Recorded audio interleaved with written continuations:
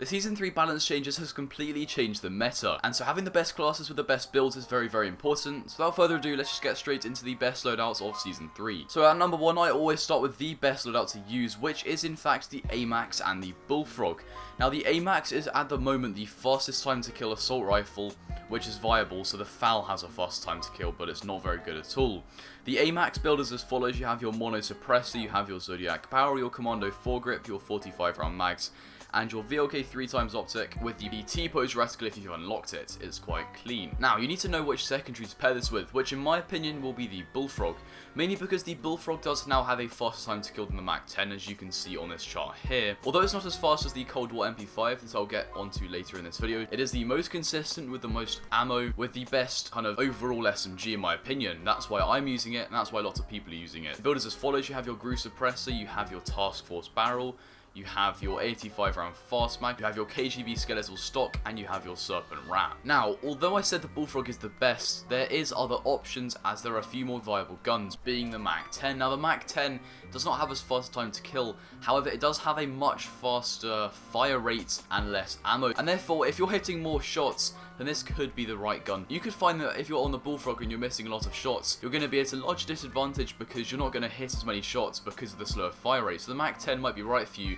or you might just prefer it. So the Mac 10 build is as follows: you have your Task Force barrel, you have your Agency suppressor, you have your Field Agent foregrip, you have your Stanag 54 round drum, and you have your Raider stock. So at number 2, we have the AK-47 Cold War. This gun is very, very close, within 50 milliseconds of the Amax. The only difference is it has quite a lot of recoil and quite a lot of visual recoil.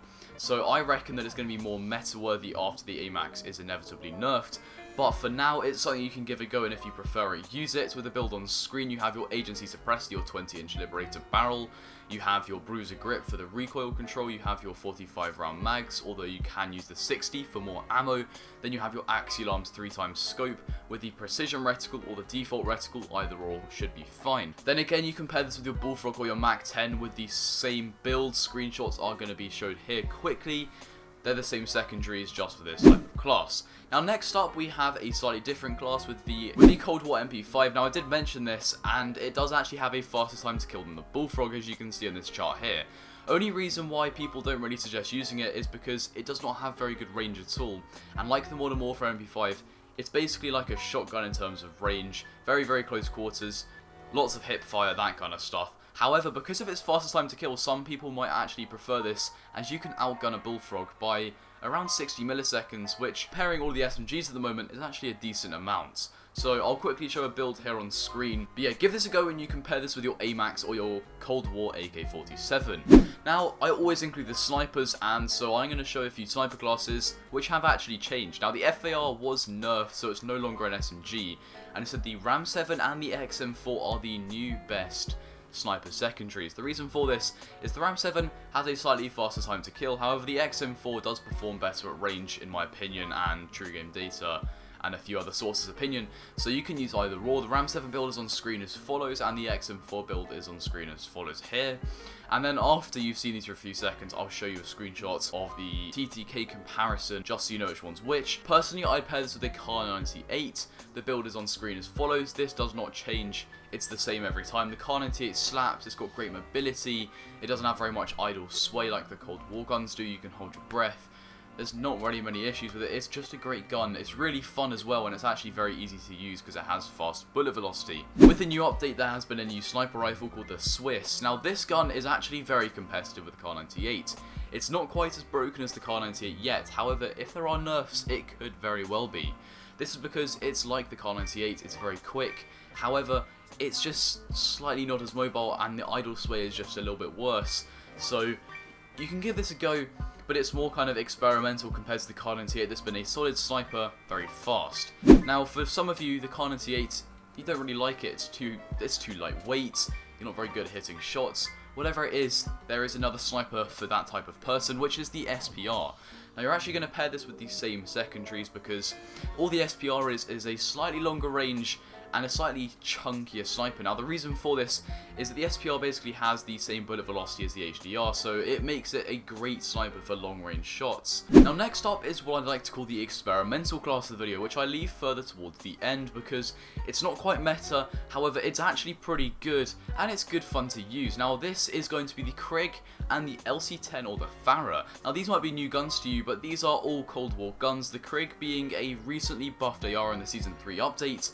It's not quite as good as the Amax and the Cold War AK-47 yet, however it's not bad, it has a decent time to kill and you can give this a go. Now the LC10 is actually very competitive with the meta, being within 20 milliseconds of the Mach 10 according to this chart here. I'll show a quick screenshot. Now it's not as good as the Bullfrog obviously, or the Cold War MP5, however it is actually quite good fun and it does beam, so I'll put the attachments quickly on screen here. It's a decent gun, but as I said, this is more experimental. Now you did hear me say the FARA, and the reason for this is because if you look at the chart again, as you can see on the chart, the FARA actually has the exact same time to kill as the LC10, and because it's an AR at range, it actually beats out every single one of the SMGs, as you can see by the charts, by around 30 meters, even the Cold War MP5, which had the faster time to kill up to around 12 meters. This is because, as I said, it's an AR, so it's designed for longer range engagements, but as I said, it has the time to kill as the LC10, it's very competitive, so you can put this in your experimental loadout and you can actually use it at much longer ranges than the other SMGs. So actually the FARA may not even be experimental soon and it may be meta, however for now I'm going to put it into the experimental category as the Bullfrog, the Mach 10, the Amax are all just simply better at the moment. Now as I'm sure you're aware by now, I always put this class at the end, being probably one of the most important classes. It's been very solid and it doesn't change much, being the Grau fully loaded class. Now if you're new and you don't know what this is, it's basically if you're at Zone 5 and your free loadout comes, you've just got released from the gulag, a free gulag because there was no one to fight, there's not very many people left, you want to get a class that you're going to be safe, secure with ammo, and you don't have to fight anyone to get their loot. Now this has changed slightly from the dual M19s to being a single Sykov pistol. In my opinion, the Sykov pistol, when it's single, does still slap, and even though they have nerfed it significantly, this is still better than the dual M19s in my opinion, and you can still get Ghost and this time get fully loaded SMG ammo. So your Grau class is as follows: you got your mono suppressor, your Archangel barrel, your 60 round mags, your VLK 3x optic, and your fully loaded perk. This means you're going to spawn in with 210 spare AR ammo, and then your Sykov pistol is as follows, quick screenshot on screen, with your fully loaded perk. So then if you find a Mach 10 on the floor, a Bullfrog on the floor, whatever it is, you'll have your 150 light ammo spare. So overall, these are the best classes. You basically have your Amax and your AK-47 paired with your Bullfrog and your Mach 10.